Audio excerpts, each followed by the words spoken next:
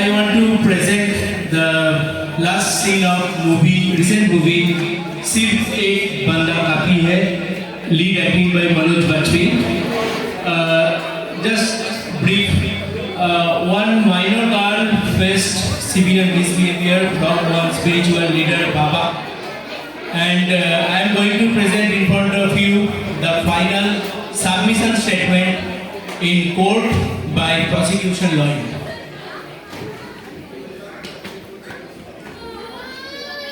Your Honor, इस case में पिछले 5 साल में जो संघर्ष चला है उसमें हम सब ने कानून का बड़े-बड़े जानकारों को देखा है. कोई जमानत के लिए लड़े या कोई केस लड़े.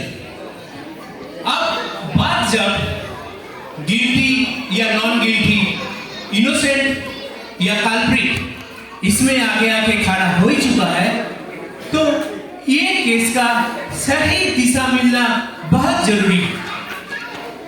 एक बात जो मैंने नोटिस की है, शायद आपने भी नोटिस किए होंगे योर ऑनर, कि डिफेंस काउंसिल ने बाबा को डिफेंस करने के जितने भी जतन किए हैं सब फेल हो चुका है. पुलिस की कानूनी प्रक्रिया को गलत ठहराना, बच्चे को रॉन्गली अडल्ट प्रूव करने का कोशिश करना, पॉक्सो को चार्जेस पे सवाल उठाना, कभी बीमारी तो कभी कुछ तो कभी कुछ, सब फेल हो चुका है. ये ऑनर, डिफेंस काउंसिल ने बाबा को डिफेंड करते करते कहां चुक गए? कहां? वो चुके हैं एक जघन्य अपराध को समझने में, वो चुके हैं पीड़िता की मनस्थिति को समझने में, वो चुके हैं इस बात को समझने में कि ये जघन्य अपराध का समाज के ऊपर क्या प्रभाव रहेगा. यह होना, हमारे देश में सारी लड़कियों का जीवन काल बड़ी समस्या भरा होता है, और ये लड़की उन सारे लड़कियों का व्यथा व्यय करती है.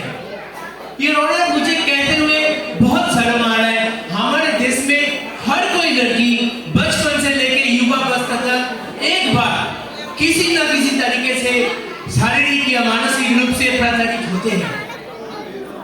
ये पूरा कानूनी प्रक्रिया में इस बच्ची में किसी को एक पीड़िता दिखाई दी, या किसी को पैसा बनाने का सहारा, या किसी को एक टीआरपी, या किसी को अपना कुंठित मनोकामना पूरा करने का लालच. मगर मुझे इस बच्ची के अंदर एक रात काली दिखाई दी, एक माँ दुर्गा दिखाई दी जो आवाज उठाना चाहती है, अपने लिए लड़ना चाहती है. इस बच्ची उन सारे बच्चियों का उम्मीद है जो आपके वर्डिक्ट पे ऊपर आंख डाल के बैठे हुए हैं बिल्डिंग के उस पर. मगर डिफेंस काउंसिल के लिए यह केस घूम फिर के धर्म से आगे कुछ नहीं है. अगर धर्म ही सब कुछ है तो मैं भी एक कहानी के साथ इस केस का समापन करना चाहूंगा. आज्ञा दीजिए.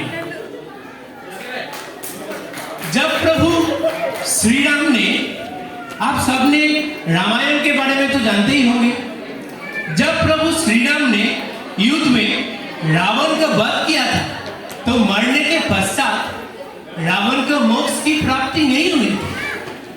शिव जी के परम भक्त रावण सालों तक तपस्या करते रहे क्या कि उनको शिव जी दर्शन दे और क्षमा करे, मगर शिव जी ने ऐसा नहीं किया था. ये सब देखते हुए पार्वती जी को बिल्कुल सही नहीं किया. वो डरते हुए शिव जी के पास गई और बोली, हे प्रभु, आप इतने कठोर कैसे हो सकते हो? रावण जैसे परम प्रिय भक्त का माफ क्यों नहीं कर देते? शिव जी मन मुस्काए और कहा, हे पार्वती, इस जगत संसार में पापों को 3 भागों में बांटा गया है. पहला भाग जो आदमी जाने अनजाने में कर लेता है, जिसका निवारण प्रायश्चित करके, माफी मांग के या और भी कुछ तरीके से भरपाई करके हो सकता है. दूसरा अति पाप के अंतर्गत है, जैसे हत्या, जघन्य अपराध इसका अंदर आता है. इसका भी कुछ हद तक माफी संभव है. मगर तीसरा पाप महापाप के रूप में जाना जाता है, जिसका कभी माफी संभव नहीं है। तो पार्वती जी ने शिव जी को तुरंत टोका और पूछी, हे प्रभु, रावण तो सीता का अपहरण किया था, तो ये तो अति पाप का अंतर्गत है, आप उनको महापाप क्यों मान रहे हैं?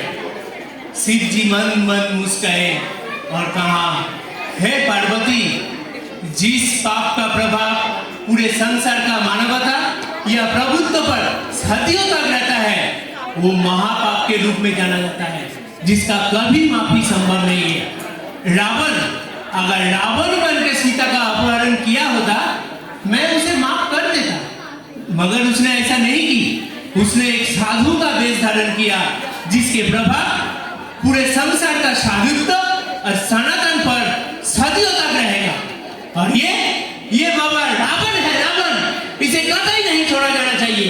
इसने एक मासूम बच्ची के साथ विश्वासघात किया